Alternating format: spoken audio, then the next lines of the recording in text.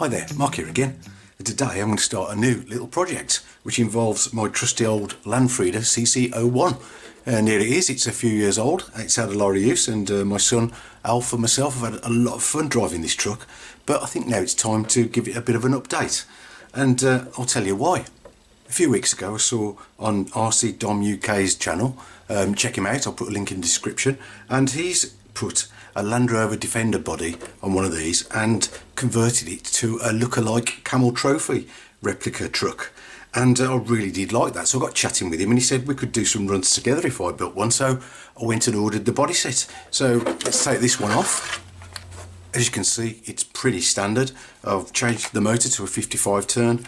I've got rid of the servo saver. It's got a 25 kilogram servo, I think it is, in there. And yeah, I've locked the diffs. It's got ball bearings, but pretty standard really. So I'll just show you that body kit. And here it is. And this is the number if you want. I think it was about 35 quid.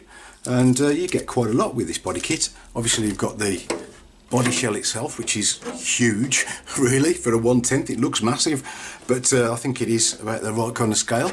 And I'll shortly be getting this cut out and ready for some paint, as we'll talk about that in a sec.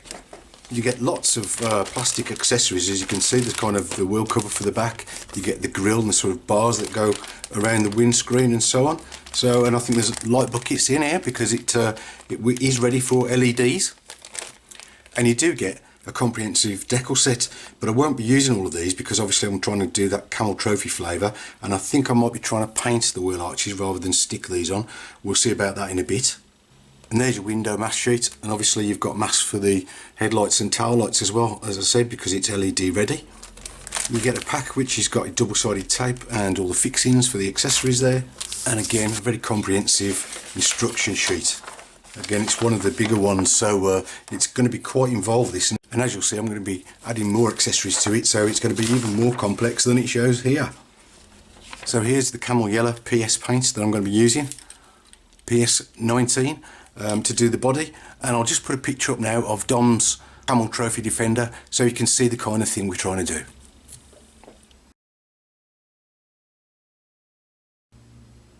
Okay then, so I've done a bit of research and I've checked out loads of images of these Camel Trophy trucks, and there's no kind of definitive version. There's lots of different body styles, lots of different paint jobs. Some have got black roofs, some have got black bonnets, some have got white, so there's a right mix up. So as Dom said to me when we were chatting, it's quite a great thing to do because you kind of make the truck with your own take on it really, which is what I'm going to do.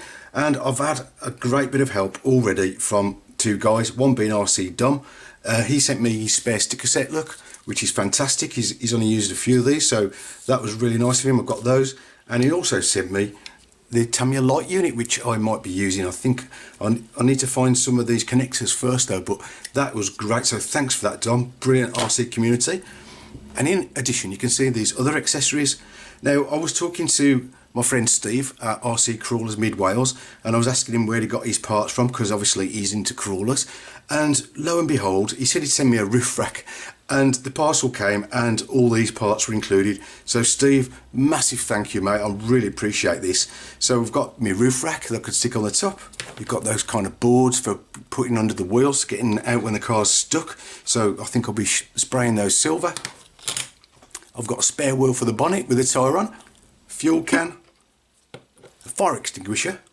I've got a little spade and an axe that will be strapped onto the side, and there's fixings there for that wheel, so that is just totally ideal. Steve, thanks very much again. And I've got another bit of a tip from Dom, which was these radio boxes that come with TTO2s that we never use. These are going to be ideal for kind of accessories putting on the roof, so I'm going to paint those up and use those as well. So lots of stuff to get me going there, and what I think I'm going to do is just get the thing built, and then I'll gradually add to it over time. I'd like to add a cockpit sometime later, maybe a driver, and well, it's endless really what we can do with this, so I think that's why this is a really interesting little project. So first things first, get this cut out and get the window masks on it. Okay, so as usual, as you can see, I normally cut off the lip that goes all the way around, but you've got to be careful on this one because if you can see there, there's a little section that's got that lip included, that's used as a brace for the rear. So there's one at the front there and there's one at the back. So yeah, don't go like you normally would and cut all the way around this lip. I'm going to stop short there because that last little bit we're going to need. Okay, so I've tried to use the score and snap method for going around these wheel arches. It is really tricky. Take your time and go really slow. And I started the cut with scissors but wasn't really happy, so let's see if this works. So I've scored it, let's bend it a bit. And it's coming.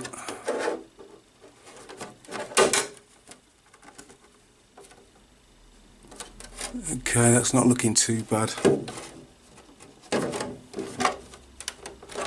This bit is quite particularly difficult because you've got to go kind of into this corner here. If you might be able to see if it comes off.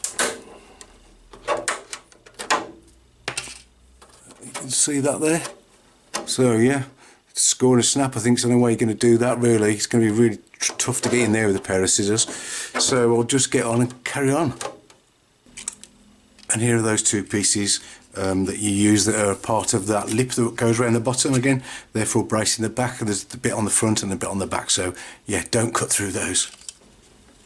Well, that's the body cut out, and I've got to say I struggled with that. I don't know whether it's my eyes or whatever, but I found it really tricky to get around these different kind of curves and straights. But yeah, we got there. It's pretty close. It's going to take a lot longer to rub down than it normally does because there's a few imperfections. So I'll get the abrasive papers out and start sanding it down. So that's the mask applied, and as you can see there are a lot of them. It took me quite a while, and I've got to say these little ones here, the little round ones that go inside the lights, the tail lights, I think they're tail lights and indicators, those are really tricky because it's a real curved surface, and obviously the masking paper itself doesn't really like going around curves, but I managed to shove them in. I don't know, it'll be good enough hopefully. So yeah, that's that done. And just to quickly show you what we can see through the body, these original body mounts, I just took those off the front. They're not going to work, especially the ones at the back, and I haven't got the original. There's kind of a plastic piece that it shows in the instructions here. There's this piece that's like a cross member that you mount those posts to. There's like two sections that allow you to raise it even higher. I haven't got those, so I'm going to try and make my own alloy mounts and hold it on with Velcro. So if you have a quick look, I've got this bumper on the front. If I move that backwards, I think I should be able to just Velcro that onto there and then do something at the back here. But we'll look at that later, so I'll go and get some paint on this now and we'll see what it looks like. So while I was spraying the body, the doorbell rang and the Amazon delivery arrived, and this is what it is. It's a set of 4 wheels and tyres. We've got the tyres and the foams, and we've got some nuts and screws, or bolts I should say, to go in these wheels. Yeah, these were £13 for the whole set. I can't believe it. They're not fantastic quality, but I just wanted something, like I say, I'm doing this on a budget, and I don't think the Landfreeder wheels really suit the Land Rover Defender. So I looked online, and these are more like the kind of thing that you get on the actual Camel Trophy trucks. So yeah, for the price I thought why not, and they seem okay. I think I will use the tyres. They're very soft. With a bit of luck they will clear that new body. Well, we'll find out soon. So all I need to do is get these rubbed down and get a bit of yellow paint on, and hopefully those will do the trick. Well, I've applied the paint and I've had a right mare with this paint. I don't know what happened, but I've had it on one of the body where right in these sort of real tight corners, it's like a right angle in the actual moulding, the paint just wouldn't go into those. I did give it a real proper clean out with soapy water and a cloth, but I don't know, it didn't like it. So I sprayed that camel yellow. It's a bit patchy, and then I backed it with silver, and then I backed it with black, and those other paints went into those corners quite nicely. So I don't know what it was with the yellow, but anyway, it's going to be a 10-metre car. It'll be alright from 10 metres away. So there you go, that's what it's like anyway. It is what it is. And what I didn't say before was I've actually sprayed the inside of these arches in black. I taped them off on the inside, And the idea is I'm going to paint them on the outside, like I said, but if that paint gets scraped off, which I'm pretty sure it will do when we're going over the rocks on these things, and it takes the obvious tumble that it will, that if that paint gets scratched off, you'd see the yellow through. So my idea was just to do the outside, the outer edge of these arches black on the inside. And what I've done, I don't know if you can see how shiny that is now, I've just gone round with a craft knife and I've scored the overspray mask, and so now if I pull that off, I hope you can see that. Hopefully that's my masking now.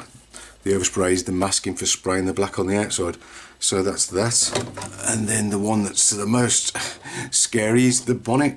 So again, I've scored all the way around with my knife. I don't know if you can see that there, but there's the overspray masking. It's just to hope it doesn't come out of these corners. We're looking okay. I've gone around the hinge. Please don't come off. Yeah. Keep your fingers crossed for me, guys.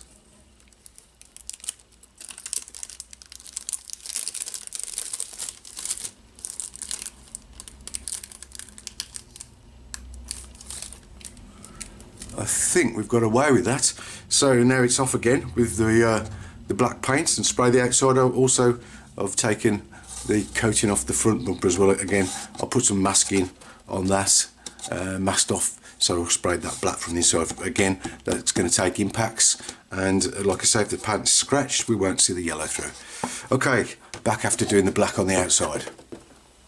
Black has been applied, as you can see. Looks a bit of a mess, doesn't it? And I've got to say, I thought I've used it before, black on the outside, and the PS paints normally come out kind of more of a satin finish. This has come out really glossy, which is not really what I wanted, but hey, it is what it is again, like I said. So, moment of truth, let's get this overspray film off and see if it's actually worked where I've cut round. Here we go. It doesn't look too bad, does it? It's all flaking off, the paint's flaking off the overspray film, look. Making a nice mess. But I think the actual lines are looking okay. Be interesting when we get to the bonnet.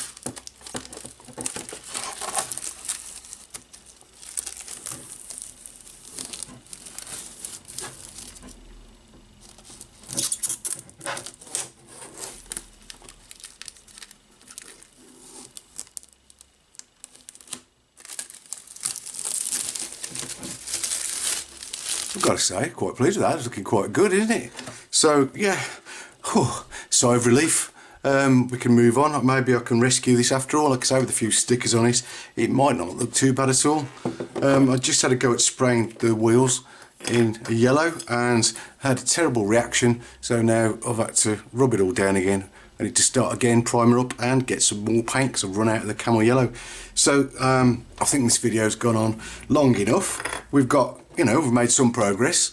So I'm going to call this a halt to part 1, and hopefully you'll join me on part 2, where we'll see if we can get this thing actually looking like some kind of Camel Trophy Defender. Thanks for watching. Bye.